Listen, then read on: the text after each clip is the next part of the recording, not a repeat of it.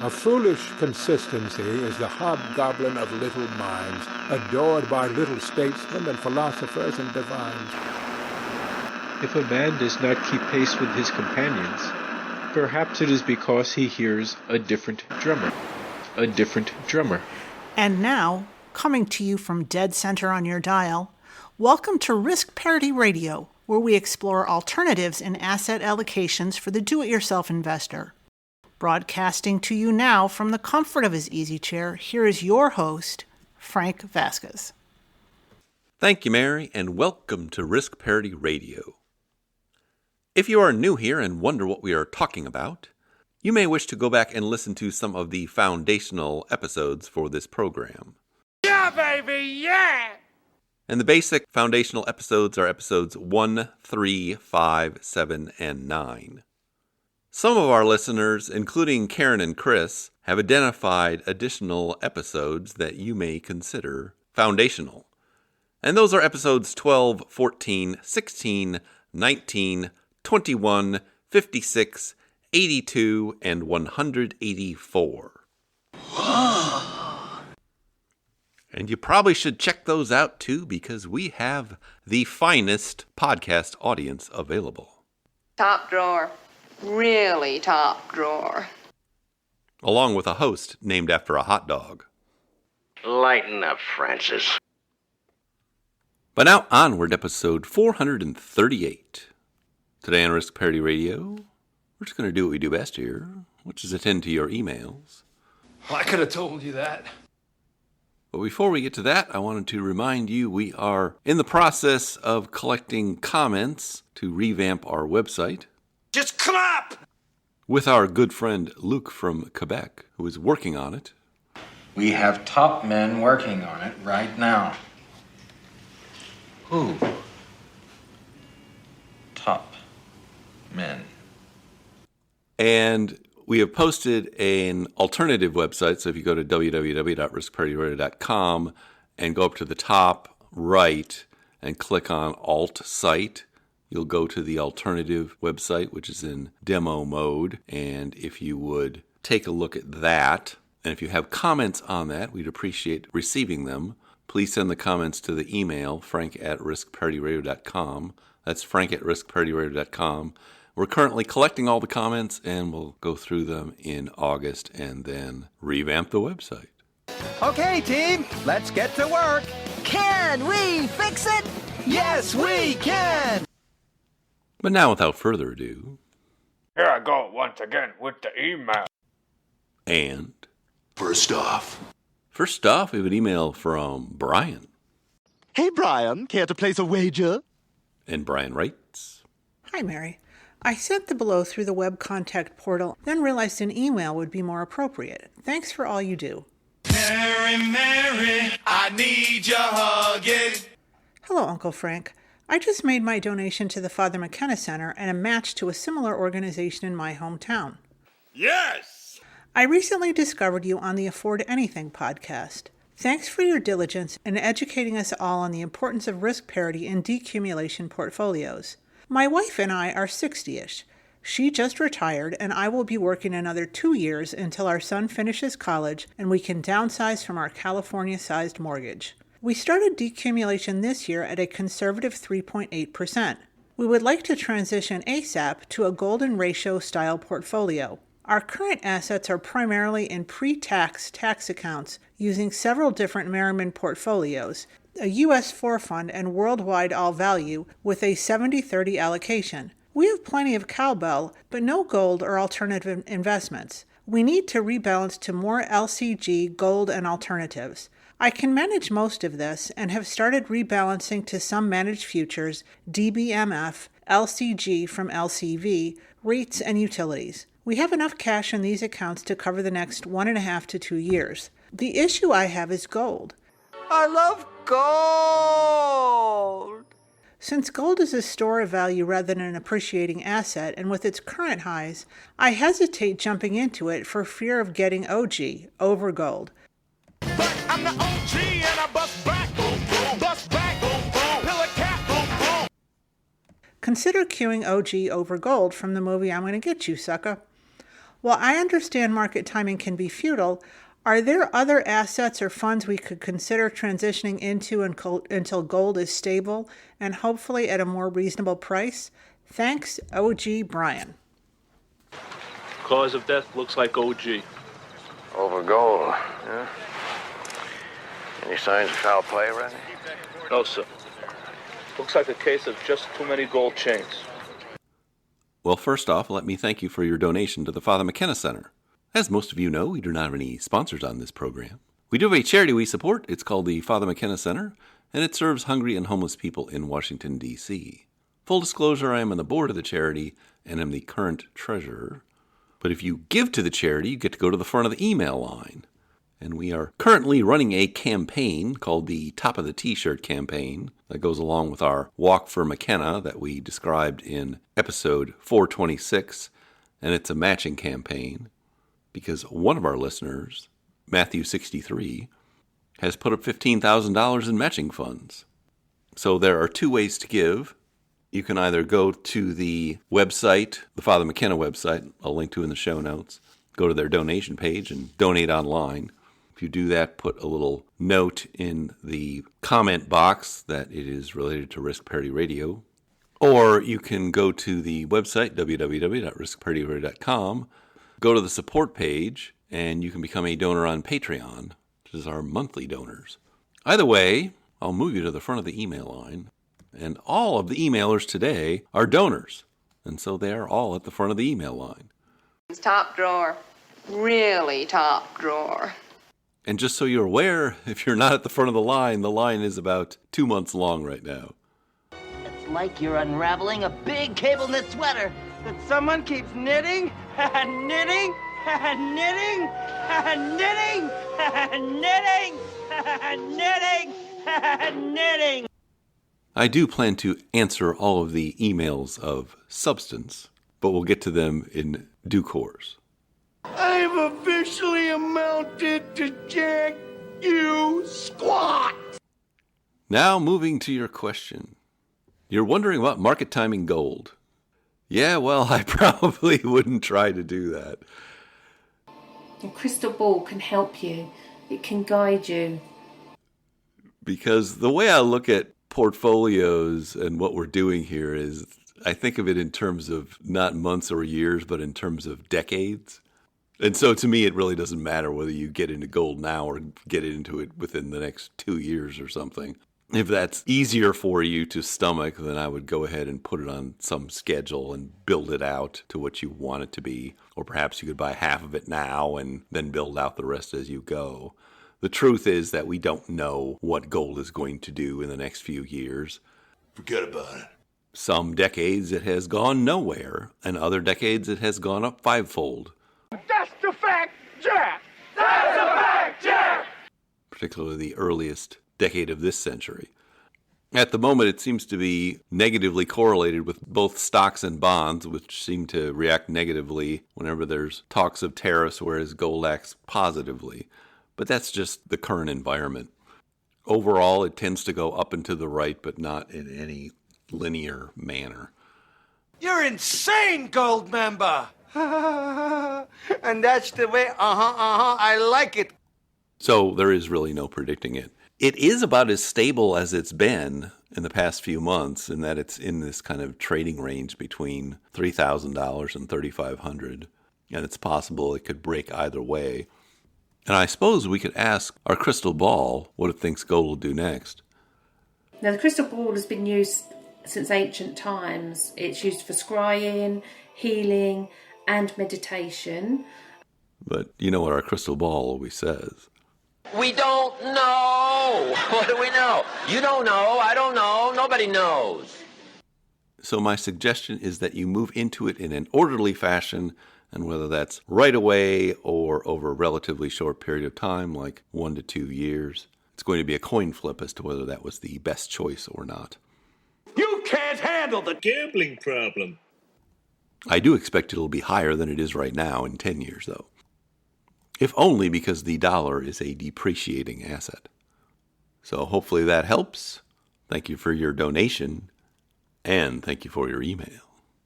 So, Brian, we're even now, right? Ready to start a new life in England. I've got my money, your wounds have healed up nicely. What do you say we let bygones be bygones, hmm? You shot me in both my knees, then lit me on fire. Second off, we have an email from Gary. Gary, please come back to me. And Gary writes, Hi, Mary and Frank. I want to express my sincere gratitude for continuing this incredible and informative risk parity radio project. You are talking about the nonsensical ravings of a lunatic mind. As an early listener, I'm still captivated and eagerly anticipating the valuable insights and clips you share. That is the straight stuff, O Funkmaster. In a gesture of appreciation and support for the Father McKenna Center, I recently contributed to the Top of the T-shirt campaign. Groovy, baby! For a long time, I've embraced a highly diversified portfolio construction that closely resembles many of the risk parity radio principles. I'm comfortable with the decent returns and relatively low beta associated with this approach. I have 2 questions for you. First, I'd like to delve deeper into your apparent aversion to tips. Have you ever been in a Turkish prison? For an investor who seeks risk-averse bonds, wouldn't tips provide an investor the principal's purchasing power against inflation, especially when utilized in a bullet ETF laddered format, be beneficial? Second, and most importantly, I'd be honored if you could share your strategies and advice on raising a financial savvy child into adulthood. Why? What have children ever done for me? I have a wonderful 10-year-old daughter named Zoe, and I can't wait for her to discover the surprise sound clip for her. Zoe?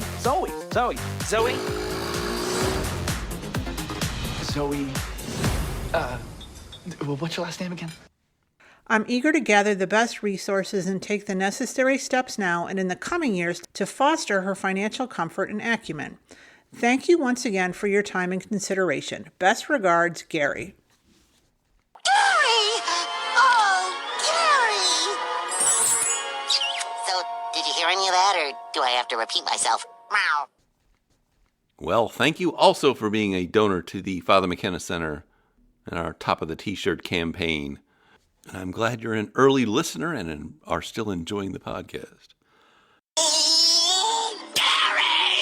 You are gonna finish your dessert, and you are gonna like it! Now going to your questions.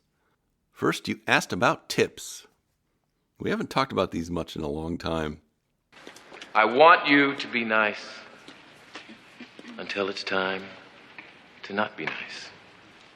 They were a popular topic in years past, and I will give you the list of episodes where we discuss them. It's 85, 94, 129, 141, 142, 151, 164, 241, 244, 260, 288, 292, 297, and most recently in episodes 415 and 421.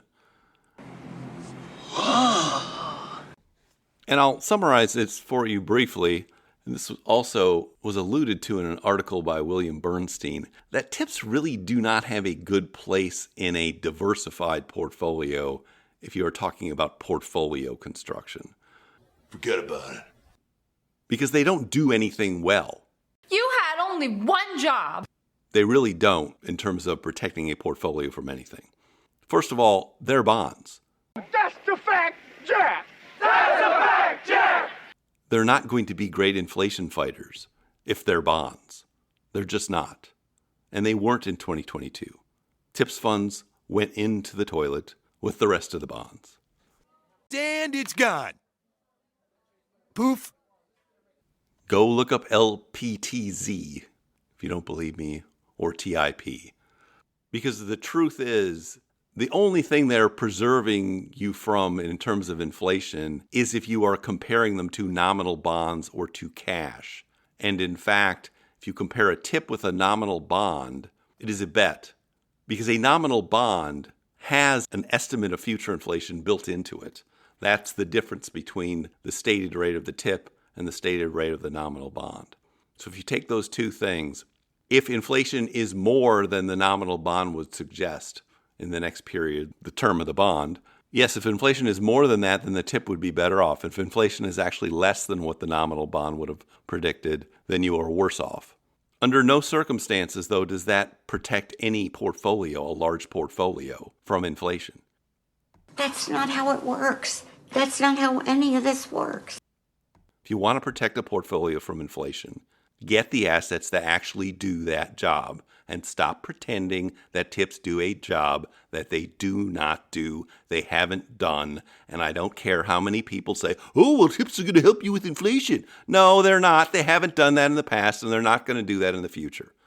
Forget about it.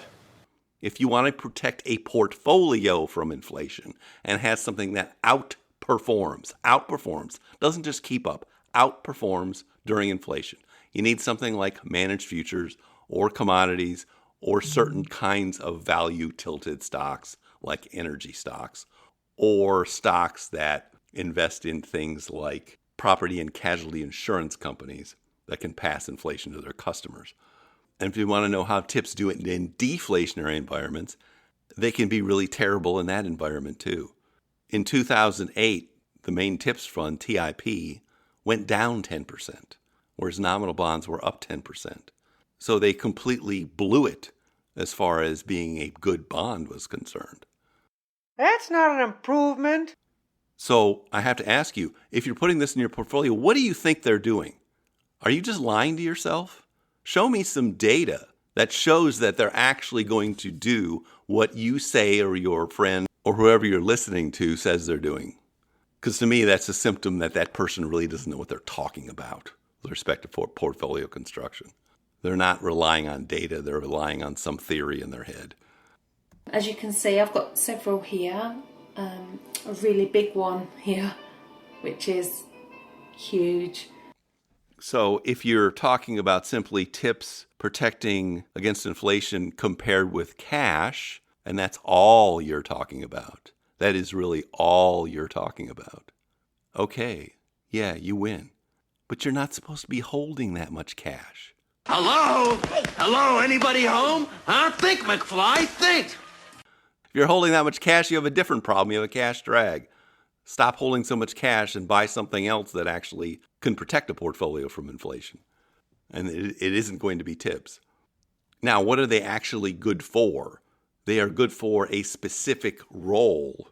If you are creating some kind of ladder of funds you expect to spend in the future, and you're worried about inflation in that period of time, and so you don't want to hold cash, yes, you can put them in a ladder and they will fulfill that role against cash or other bonds, not against other assets.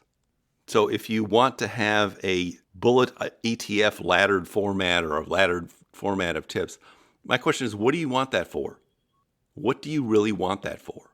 Is it because you're otherwise be holding a big pile of cash? Okay, it's better than that. It's not better than a real portfolio. Fat, drunk, and stupid is no way to go through life, son.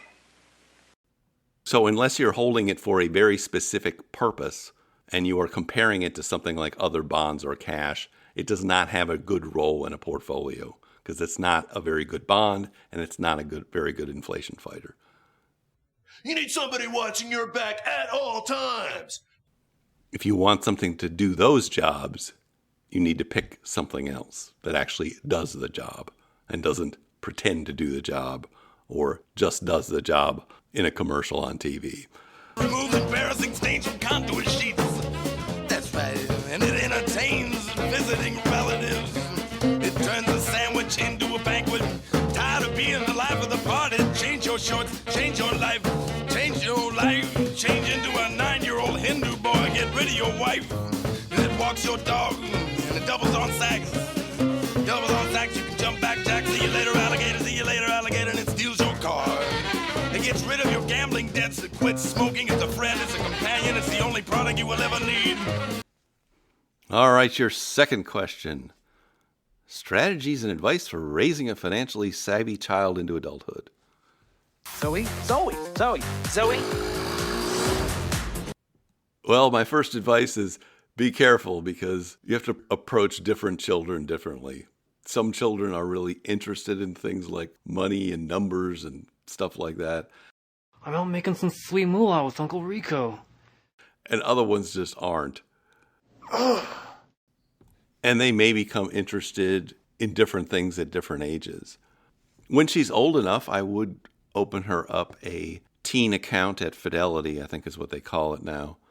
Because I think it's just important for teenagers to be able to have such an account, to put money in it, to buy and sell things regardless of what they are. Maybe she just wants to invest in companies she's interested in or buy something her friend heard about or whatever it is. The point of that learning is just how to hold and operate one of these accounts, and then you can move on to more kinds of investing, in which case you might say some birthday money or some other money that you're going to give her and say, okay, we're going to invest this the way you probably should invest it, which is in a simple index fund, and leave that alone.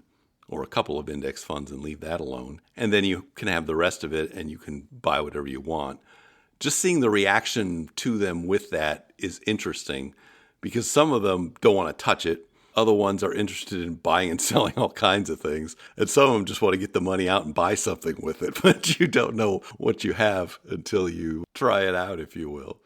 I would say 10 is a little young for most children, but you never know. Some are more precocious and interested in these sorts of things. Oh, I get it. Let me try. I did make an episode number 208, which is for the beginning investor, although it's more directed at somebody who is starting their first job than a 10-year-old. But you might want to listen to that. It's a Wizard of Oz themed program. Very well. I'll bide my time. And as for you, my fine lady, it's true, I can't attend you here and now as I'd like. But just try to stay out of my way. Just try. I'll get you, my pretty, and your little dog, too.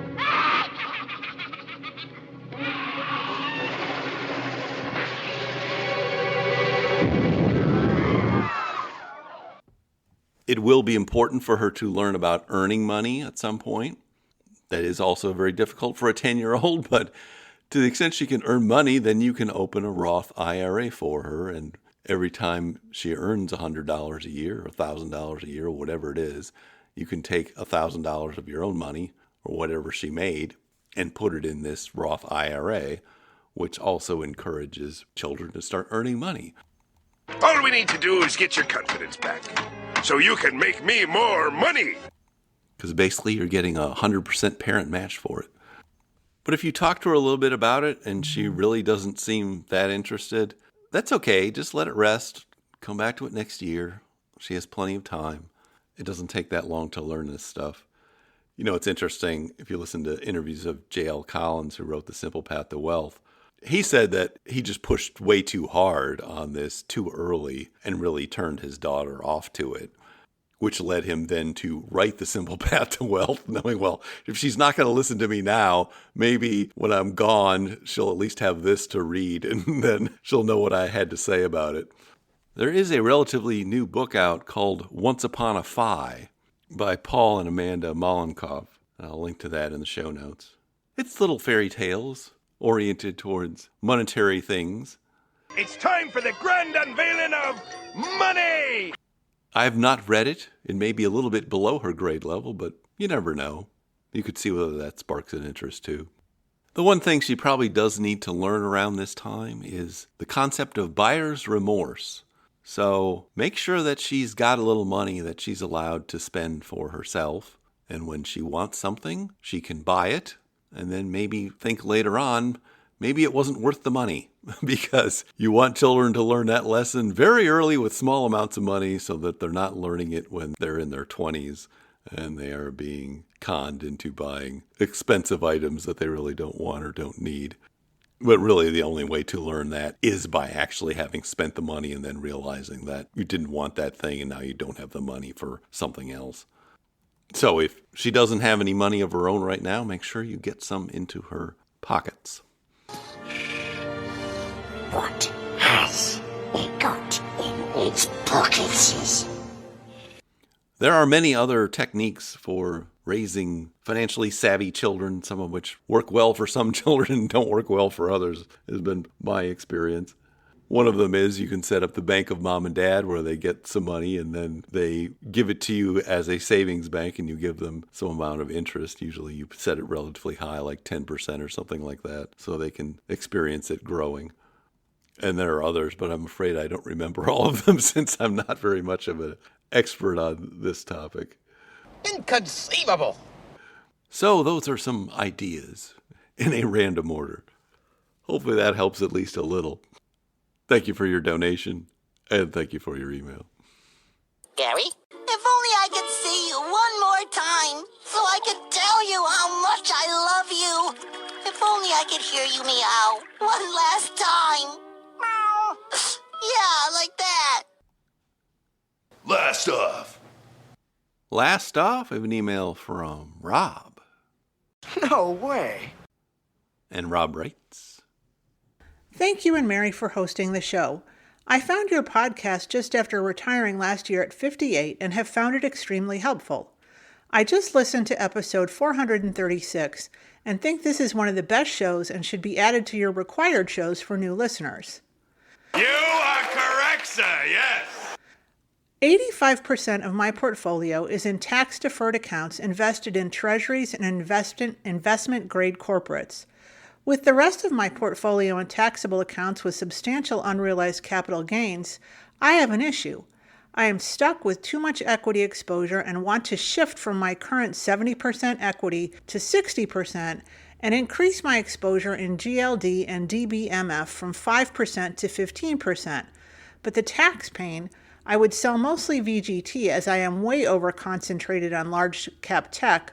However, VGT is up approximately 150%, and the tax hit will be significant, 15% federal rate plus Virginia at 5.75%.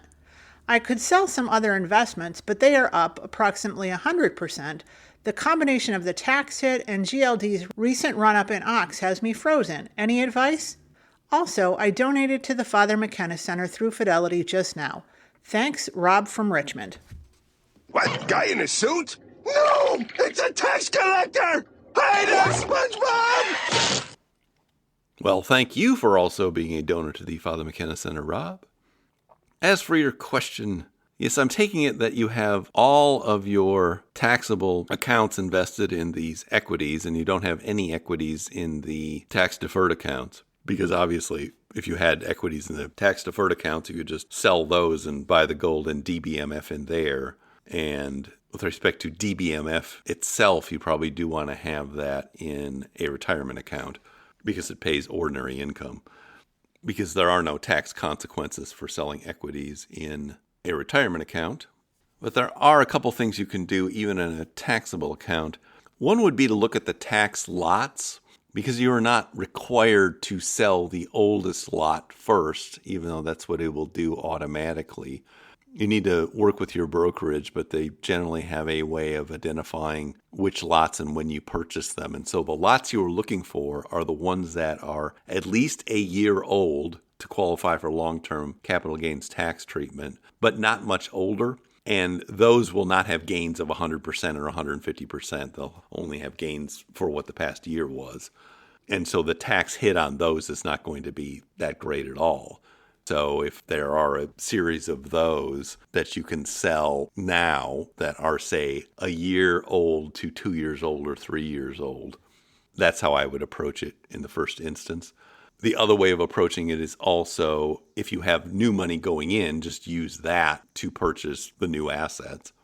And then if you are getting dividends on anything, and you should be getting some dividends and also some income in the retirement accounts, that can also be used to purchase these other assets. Just make sure you're not having it automatically reinvested. You want to get it out into cash and then buy the alternative investment. But one or more of those methods are going to be your best bets for making this transition. I'm glad you liked episode 436, which was all about trying to get over fears of spending money in retirement. It seems to have been one of the favorites of our audience here, at least of the recent episodes.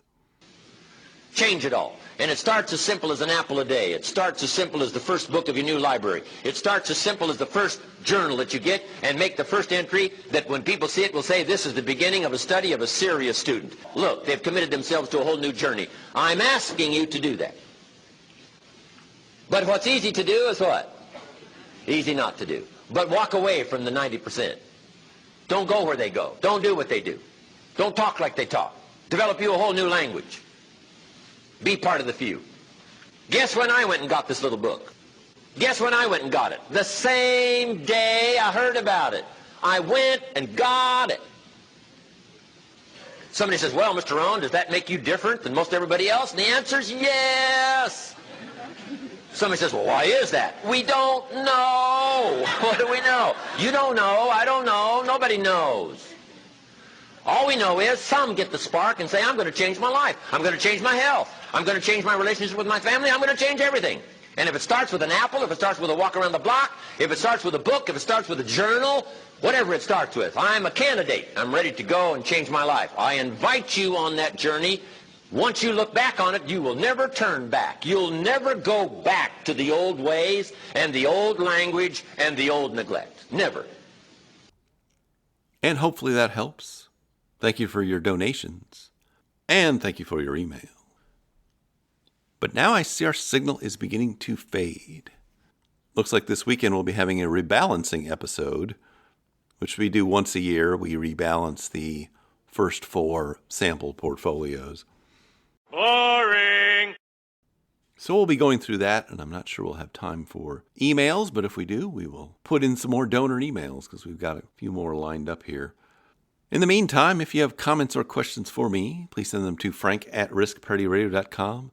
That email is frank@riskparityradio.com. Or you can go to the website, www.riskparityradio.com, put your message into the contact form, and I'll get it that way. If you haven't had a chance to do it, please go to your favorite podcast provider and subscribe, give me some stars, a follow, a review. That would be great. Okay. Thank you once again for tuning in. This is Frank Vasquez with Risk Party Radio, signing off. We got a jackpot, jackpot, jackpot. Prizes, prizes, prizes. All work guaranteed. How do we do it? How do we do it? How do we do it? How do we do it? We need your business. We're going out of business. We'll give you the business. Get on the business end of our going out of business sale. Receive our free brochure. Free brochure. Read the easy to follow assembly instructions. Batteries not included. Send before midnight tomorrow. Terms available. Step right up. Step right up. Step right up. You got it, buddy. A large print giveth and a small print taketh away. Step right up. You can step right up. You can step right up. Come on, step right up. Get away from me, kid, you are. Step right up. Step right up. Step right up.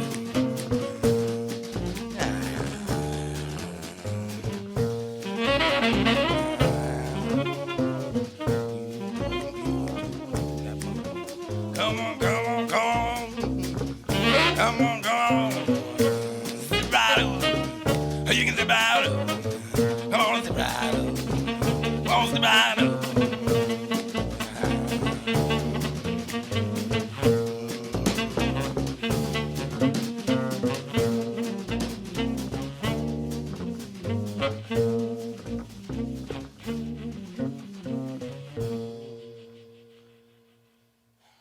The Risk Parity Radio Show is hosted by Frank Vasquez. The content provided is for entertainment and informational purposes only and does not constitute financial, investment, tax, or legal advice. Please consult with your own advisors before taking any actions based on any information you have heard here, making sure to take into account your own personal circumstances.